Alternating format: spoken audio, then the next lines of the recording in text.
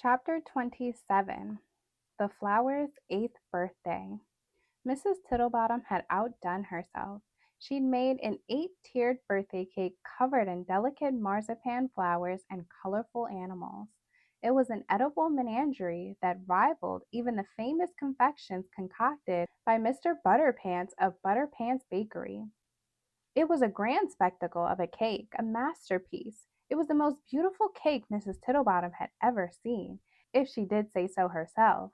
She was exceedingly proud of that cake and hoped Rapunzel would love it as much as Mrs. Tittlebottom loved Rapunzel. The cake was placed on a long table in the front parlor and surrounded by a heap of gifts wrapped in gold paper with pink iridescent ribbons. Mrs. Pickle had made a lovely banner that read, "Happy Birthday, Rapunzel," and the room was decorated with red paper hearts and yellow tissue paper flowers. The only thing missing was Lady Gothel and her sisters. By Hades, these mad women are vexing me to utter distraction. Mrs. Tittlebottom had half a mind to pound on the cellar door and command the witches to come out at once. In all the years she lived in that house, she had never gone down to the cellar, even in the first months after Gothel's return, when she started to sequester herself away, leaving poor Mrs. Tittlebottom to care for the baby Rapunzel alone. She never even knocked at the door. She just let her mistress be. So she wasn't about to knock on the door now, even though she was annoyed they hadn't come up so they could start the celebration. "Mrs. Tittlebottom!" It was Mrs. Pickle. She was in a panic. Her face was red and she was wringing her apron. "What is it that has you strangling your apron, girl?" Mrs. Tittlebottom said, and for a moment Mrs. Pickle forgot all about Rapunzel. "Mrs. T, what's happened to you?" "What in fairy wings are you talking about, girl?" asked Mrs. Tittlebottom, becoming annoyed. "Well, look at you," she said. "Oh, yes, I probably have flour all over my face as usual. Now what's got you so upset? Get on with it."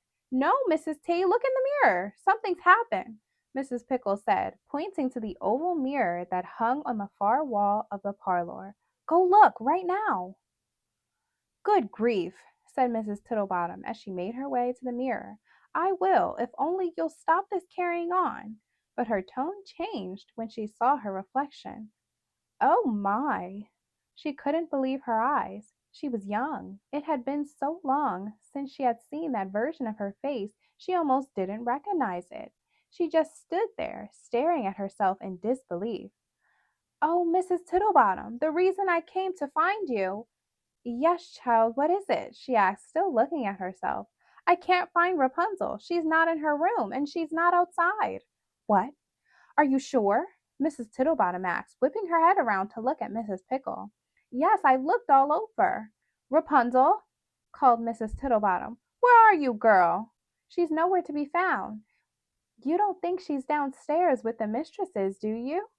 "Oh, I hope not," said Mrs. Tittlebottom, rushing to the cellar door. She flung open the door in a panic. "Rapunzel!" The girl didn't answer. Neither did the witches. All she heard were the soft monotone sounds of the witches reciting some sort of song or poem. Mrs. Tittlebottom couldn't make out the words, but she could hear their voices growing louder each time they recited the poem again. She called down to the witches, "Ladies, I'm sorry to interrupt, but I can't find Rapunzel." Still no answer from the witches. It was eerie, like she was in a dream, calling out for help, but no one could hear her. She went down the first few steps, each of them creaking and moaning as she went. The sounds of the witches' voices became louder. It was a dank, musty place. "It smells of evil down here." She hardly knew what she would find when she got to the bottom of the stairs, only taking a few at a time, hoping she could see what was happening from a distance. "Mrs. Tittlebottom, don't go down there alone." She started at Mrs. Pickle's voice. "You about made me jump out of my skin. Shh! If you're coming with me, then keep quiet." The ladies descended the stairs, slowing. The voices of the witches became cacophonous, hurting their ears. Then they heard them, the evil words. Even though it was strangely beautiful, something about the song struck fear into Mrs. Tittlebottom's heart. She knew something foul was happening to her little Rapunzel. "Flower, gleam and glow, let your power shine. Make the clock reverse, bring back what once was mine. Heal what has been hurt, change the fate's design, save what has been lost, bring back what once was mine.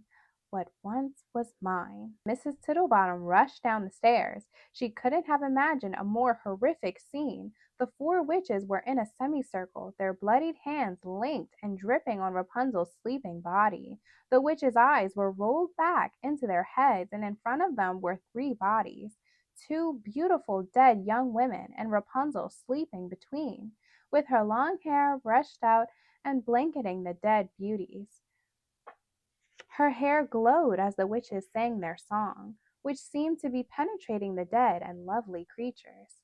Flower, gleam and glow, let your power shine, make the clock reverse, bring back what once was mine, heal what has been hurt, change the fate's design, save what has been lost, bring back what once was mine, what once was mine.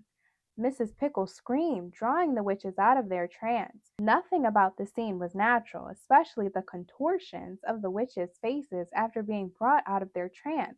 They were stupefied, and their bodies were twisting in ways that didn't seem possible, in ways that brought terror to Mrs. Tittlebottom. It was as if something within them were breaking, snapping, causing the witches to cry out in pain. Their peals of horrific screams were like the things of nightmares, but nothing was more unimaginable than the image of poor Rapunzel lying there among those dead things as if dead herself.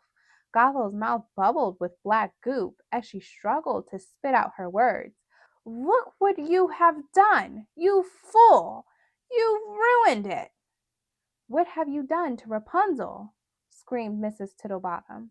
Lucinda waved her hand at Mrs. Tittlebottom, causing her to fly backward and smash into a shelf covered in books and glass bottles, which tumbled down on the poor unconscious woman. Gothel waved her away. "No, Lucinda, no! Don't hurt her!" Lucinda gave Gothel a queer look. "Why not, sister? She ruined our spell. She deserves to die." "I want her to live. I need her," she said, looking at Mrs. Tittlebottom's young face, no longer marred by deep lines.